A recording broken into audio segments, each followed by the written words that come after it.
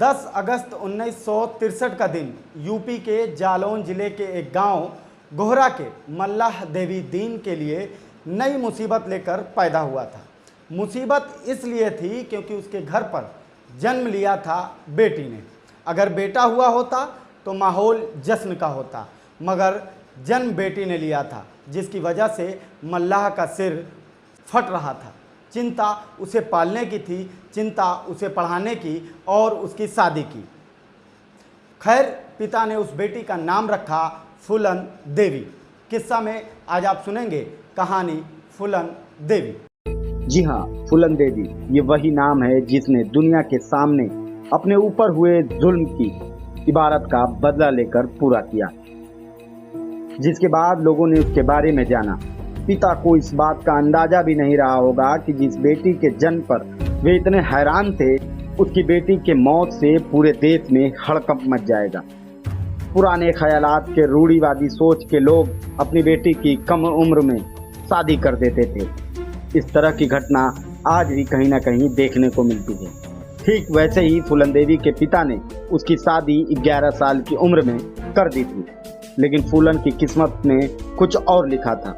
वे अपने ससुराल में पति की जुल्म से तंग आकर अपने घर यानी मायके चली आई और परिवार की गरीबी देखकर वे मजदूरी करने लगी। फिर उसकी जिंदगी में आई वो मनहूस घड़ी जब फूलन महज 15 साल की थी। गांव के कुछ दबंगों ने उसका अपहरण कर उसके साथ गैंगरेप किया। बस यहीं से शुरू हुआ डकैत बनने की कहानी और अपने ऊपर हुए जुल्म का बदला लेने की बारी। डकैत बनने के बाद 14 फरवरी सन 1981 को वो अपने गांव भेमई पहुंची। जब वो गांव लौटी, उस समय गांव में एक शादी समारोह चल रहा था।